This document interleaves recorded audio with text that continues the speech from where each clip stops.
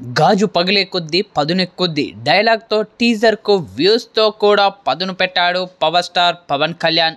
హరిశంకర్ దర్శకత్వంలో ఆయన నటిస్తున్న ఉస్తాద్ భగత్ సింగ్ టీజర్ను మంగళవారం సాయంత్రం రిలీజ్ చేసింది చిత్రబృందం. ఇక ఈ యొక్క టీజర్ చూసిన పవర్ స్టార్ ఫ్యాన్స్ సంబరపడిపోతూ ఉన్నారు. తమ అభిమాన హీరోకు సంబంధించిన సినిమా పరంగా చాలా రోజులుగా ఎలాంటి అప్డేట్స్ లేవు. ఇక ఈ యొక్క టీజర్ వారి ఆనందాన్ని రెట్టింపు చేసిందనే చెప్పాలి. గతంలో వరుసగా సినిమాలకు కమిట్ అయిన పవర్ స్టార్ పవన్ కళ్యాణ్ ఎన్నికలు సమాపిస్తున్న నేపథ్యంలో ఒక్కొక్క సినిమా గురించి అప్డేట్ ఆగిపోతూ వచ్చింది. సుజీత్ దర్శకత్వంలో రాబోతున్న ఓజీ గురించి ఓ అప్డేట్ గతంలో వచ్చింది.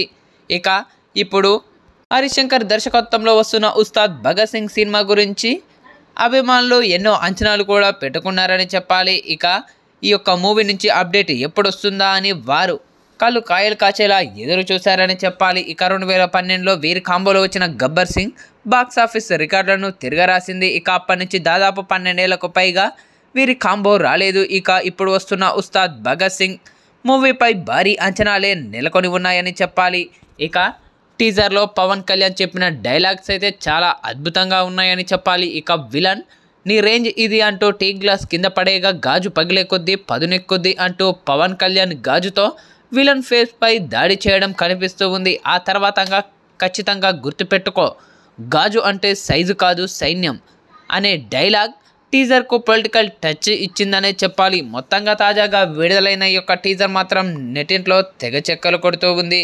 ఇక ఈ యొక్క టీజర్ చూసిన ప్రతి ఒక్కరు కూడా తమదైన శైలిలో ప్రశంసలు కురిపించారు చిత్రబృందంపై. అయితే తాజాగా ఈ యొక్క టీజర్ను వీక్షించిన నరసింహ నందమూరి బాలకృష్ణ తనదైన శైలిలో ప్రశంసలు కురిపించారు చిత్రబృందంపై. పవన్ కళ్యాణ్ గారు టీజర్ చాలా అద్భుతంగా ఉంది. ఇక ఈ యొక్క టీజర్లో మీ ఎంట్రీ కానీ, అలాగే మీ యాక్షన్ సీన్స్ కానీ, మీరు చెప్పిన పంచ్ డైలాగులు కానీ, అలాగే దేవిశ్రీ ప్రసాద్ అందించిన బ్యాక్గ్రౌండ్ బీజిఎం కానీ ప్రతి ఒక్కటి చాలా బాగా ఉంది.